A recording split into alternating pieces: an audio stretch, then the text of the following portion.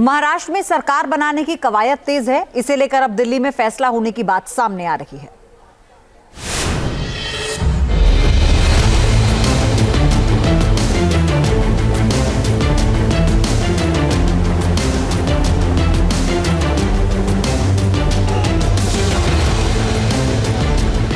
महाराष्ट्र में सरकार गठन की हलचल तेज। सीएम के साथ 2 डिप्टी सीएम का फॉर्मूला तय। महाराष्ट्र में बम्पर जीत हासिल करने के बाद महायुति के दलों की अलग अलग बैठकों के साथ ही साझा बैठकों का दौर भी जारी है। क्योंकि महाराष्ट्र विधानसभा का कार्यकाल 26 नवंबर को पूरा हो रहा है, इसीलिए इससे पहले सरकार गठन की प्रक्रिया पूरी की जानी है। इसीलिए सूत्रों के हवाले से खबर है कि 25 तारीख को सोमवार को शपथ ग्रहण संभव है।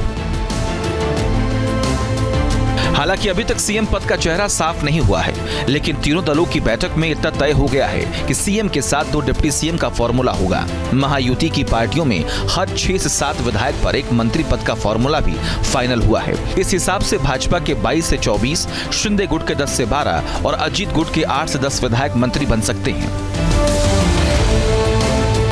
लेकिन इस महाजीत के 3 चेहरों में से यानी बीजेपी से देवेंद्र फडणवीस, शिवसेना से एकनाथ शिंदे और एनसीपी से अजीत पवार में से किसे कितनी बड़ी जिम्मेदारी सौंपी जाती है, इसका फैसला इन तीनों की मौजूदगी में दिल्ली में बीजेपी आलाकमान के साथ मीटिंग के बाद तय होना है। यानी तभी पता चलेगा कि कौन होगा महाराष्ट्र का अगला सीएम। एक सूत्र स्पष्ट है कि जिसकी सीटें ज्यादा हैं, सीएम उसी पार्टी का होगा। देवेंद्र फडणवीस के आवास पर प्रदेश बीजेपी अध्यक्ष और दूसरे बड़े नेताओं की बैठकों ने फडणवीस के सीएम बनने की उम्मीदों को बढ़ा दिया है।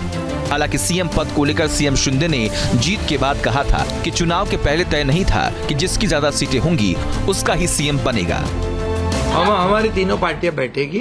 हमारे जैसे आपको बताते हैं, जैसे हमने सीटों का बंटवारा हुआ, हमें कोई मतभेद हमारे में नहीं थे, आज भी कोई मतभेद नहीं है। हमारे वरिष्ठ और हम लोग बैठकर उसके ऊपर निर्णय।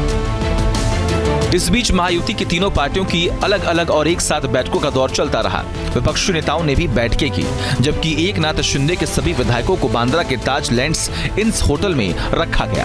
बताया जा रहा है कि शपथ तक सभी विधायकों को होटल में ही रुकने के आदेश दिए गए।